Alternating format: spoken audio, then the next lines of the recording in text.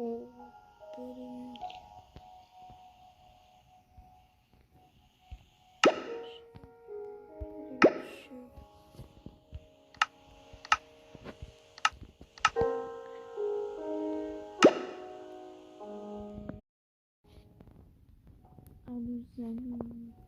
کردم.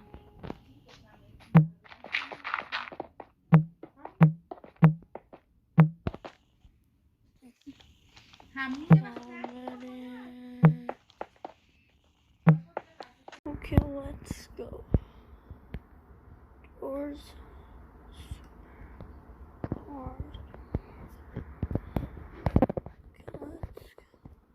I think that's not what.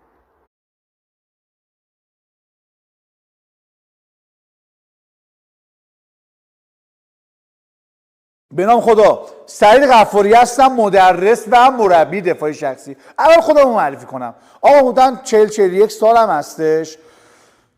از بچگی عاشق دعوا بودم. حالا نمیدونم دیگه، خب حالا سن سالای من دهه 60 ها، خب اکثرا شاید اینجوری باشن. دوست تو مدرسه این پاو میندازم پشت پاش، یه لحظه شوک میدم دیگه. این نه میتونه بچرخه، هم رهایی رو من انجام میدم. پس توجه کن، ببین 1 2 یه زاویه دیگه، همین زاویه بگیر.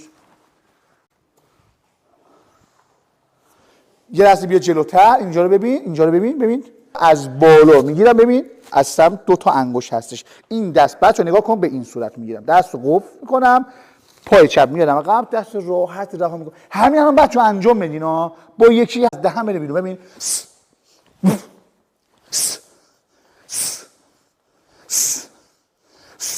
یا دست عقب.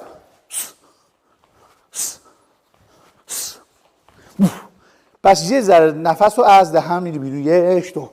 بچه اینو هر روز با کله بزن صورتش، یه قدم ور جلو، یا با کله بزن جناقش. کجای کله میزنی بچه؟